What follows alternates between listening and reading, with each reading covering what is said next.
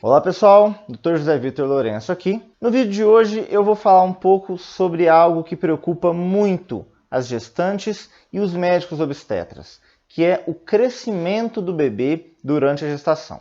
De acordo com o Ministério da Saúde, o índice de restrição de crescimento intrauterino no Brasil é cerca de 11%, com mais de 440 mil crianças nascendo com baixo peso a cada ano. No vídeo de hoje, eu vou trazer quais os principais fatores que levam à restrição de crescimento intrauterino e como que o obstetra pode suspeitar disso durante o exame no próprio consultório.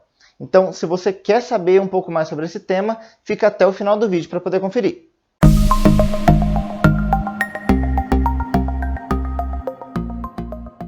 E para quem não me conhece, eu sou o Dr. José Vitor Lourenço e nesse canal eu falo sobre saúde, sobre qualidade de vida, sobre o funcionamento do nosso organismo. Então, se você gosta de temas como esses, considere se inscrever clicando no botão de inscreva-se abaixo do vídeo. Bom, e antes de eu entrar de fato nos fatores que levam à restrição de crescimento do bebê, eu quero trazer aqui uma boa notícia.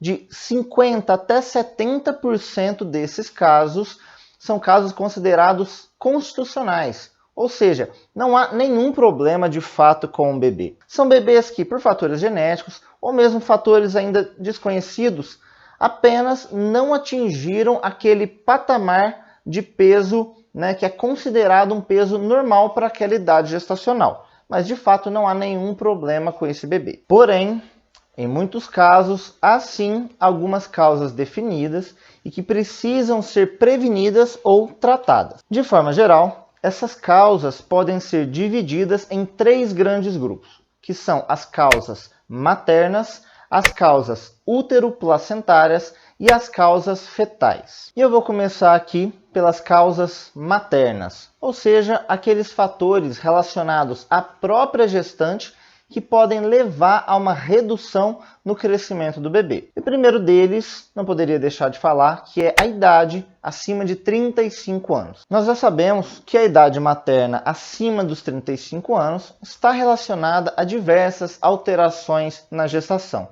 Dentre elas, a restrição no crescimento intrauterino. E é claro que esse risco ele aumenta a cada ano. Então, quanto maior a idade materna, maior é o risco de desenvolver alguma dessas alterações. A alimentação inadequada da mãe durante a gestação é um fator de risco importante nesses casos, principalmente a restrição de proteínas e de calorias, são fatores que podem levar à restrição do crescimento do feto. As doenças vasculares, ou seja, as alterações que podem acontecer nas artérias do útero e da placenta. E aqui eu quero chamar atenção para 2 doenças importantes, nesse caso, que são a hipertensão arterial sistêmica e a pré-eclâmpsia, principalmente a pré-eclâmpsia grave, que são doenças que podem levar a várias alterações nesses vasos sanguíneos do útero e da placenta, impedindo com que o sangue chegue de forma adequada até o bebê. Com isso, o bebê recebe menos oxigênio, menos nutrientes e, é claro, não vai apresentar um desenvolvimento satisfatório. E qualquer doença crônica que a mãe tenha, ela tem um potencial de interferir no desenvolvimento do bebê.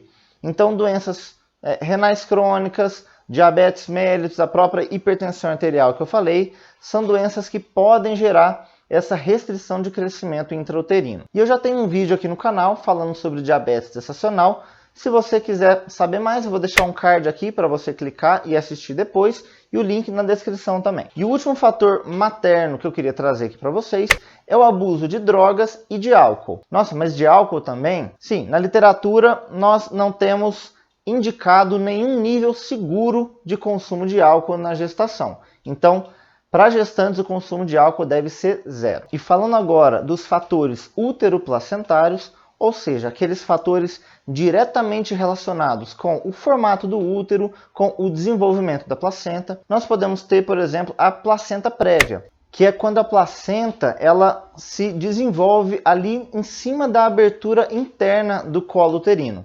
Podemos ter também outros tipos de implantação inadequada da placenta, também anomalias uterinas, úteros que são muito pequenos, que têm algumas aderências também. Todos esses fatores podem também levar à restrição do crescimento do bebê. E falando agora dos fatores fetais, ou seja, os fatores diretamente relacionados ao próprio feto, nós temos um dos principais, que são as alterações cromossômicas. Muitas são as síndromes que podem levar à restrição de crescimento uterino, algumas delas até incompatíveis com a vida. Outro fator importante são as infecções congênitas. Então, infecções como citomegalovírus, toxoplasmose, sífilis, infecções que podem ser iniciadas, que podem ser adquiridas durante o período gestacional. Quando isso acontece, o risco de transmissão para o feto é um risco muito maior e isso pode levar tanto a malformações congênitas quanto a restrição do crescimento intrauterino. Um último fator aqui para citar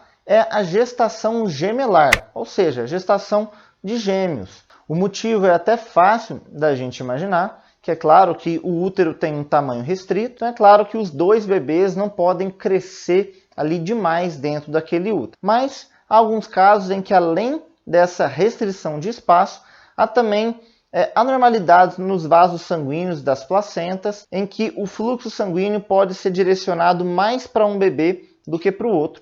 Então, um dos bebês pode nascer até grande demais e o outro bebê com baixo peso, por exemplo. E por fim, como que o obstetra pode suspeitar de um baixo crescimento intrauterino? O melhor exame, sem dúvida, para poder diagnosticar isso é o ultrassom obstétrico. Nesse ultrassom é possível fazer a biometria fetal, ou seja, medir todas as dimensões do bebê. Então, aquele comprimento cabeça-nádega, podemos medir a circunferência abdominal, circunferência torácica, o comprimento dos ossos, comprimento do fêmur, comprimento do úmero, e através do próprio software da máquina de ultrassom é capaz de fazer um peso estimado, através dessas medidas. E aí a gente consegue saber se o peso ele está adequado para aquela idade gestacional. Mas se formos pensar na maioria das gestantes do nosso país, que são aquelas que são atendidas pelo Sistema Único de Saúde, que é o SUS, é claro que não é em toda consulta obstétrica que será realizado ultrassom obstétrico. Então, como que o obstetra,